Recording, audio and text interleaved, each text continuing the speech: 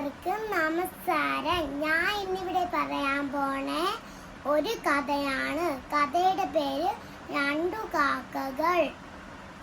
ഒരിടത്തൊരിടത്ത് ഒരു കാട്ടിൽ രണ്ടു കാക്കകൾ ജീവിച്ചിരുന്നു. അവരുടെ പേരാണ് ചിന്നുവും മിന്നുവും. ചിന്നുകാക്കയും മിന്നുകാക്കയും വളരെ നല്ല കൂട്ടുകാരായിരുന്നു. ഒരു ദിവസം അവർ തമ്മിൽ വെറുതെ ഒരു തർക്കം. ഞാനാണ് മിടുക്കി, ഞാനാണ് നിന്നേക്കാൾ മിടുക്കി. അല്ല, ഞാനാണ് മിടുക്കി. അല്ലെന്നേ, ഞാൻ തന്നെയാ മിടുക്കി. ആര് പറഞ്ഞു കൂട്ടൽ മിടുക്ക്? എന്തായാലും എനിക്ക് തന്നെ. അങ്ങനെയാണോ എന്ന് പരീക്ഷിച്ചു നോക്കാമല്ലോ. ശരി, ഞാൻ റെഡി. എന്നാൽ കേട്ടോളൂ, ഇതാണ് പന്തയം. കനമുള്ള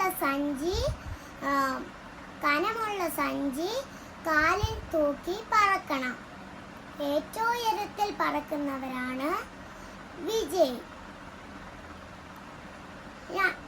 അങ്ങനെയാണോ?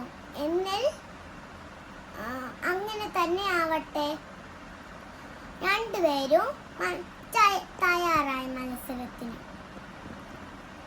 ചിന്നുകാക്ക ഒരു ദുഷ്ട മനസ്സുള്ള കാക്കയായിരുന്നു.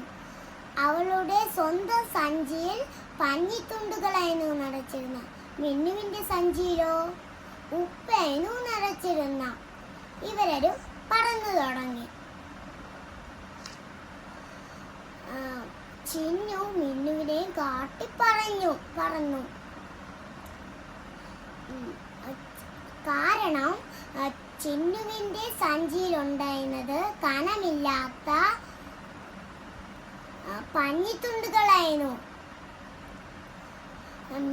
മിന്നുടെ സഞ്ചിയിലോ ഭാരം കൂടിയ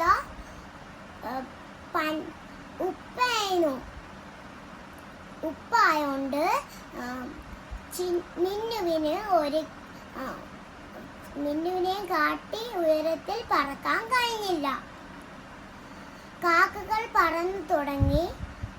അല്പം കഴിഞ്ഞപ്പോൾ മഴ പെയ്യാൻ തുടങ്ങി. ചിന്നുവിന്റെ പഞ്ഞിത്തുണ്ടുകൾ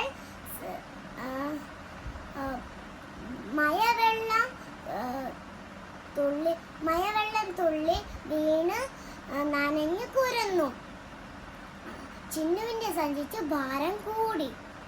മിന്നുവിന്റെ സഞ്ചിച്ചോ ഉപ്പാവട്ടെ മഴവെള്ളത്തിൽ നനഞ്ഞ് അലിഞ്ഞുപോയി.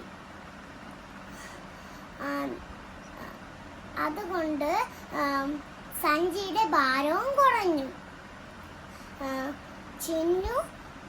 മിന്നു ഉയരത്തിൽ പറക്കാനും തുടങ്ങി.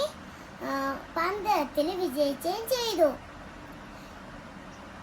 കൂട്ടുകാരെ, ദുഷ്ടനായ ചിന്നുകാക്ക ഇതിൽ നിന്നൊരു പാഠം പഠിച്ചു. എന്താണെന്ന് അറിയാമോ കൂട്ടുകാരെ?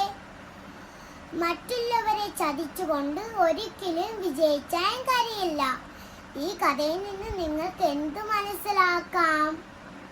എപ്പോഴും സത്യം മാത്രമേ വിജയിച്ചുള്ളൂ. നന്ദി, നമസ്കാരം.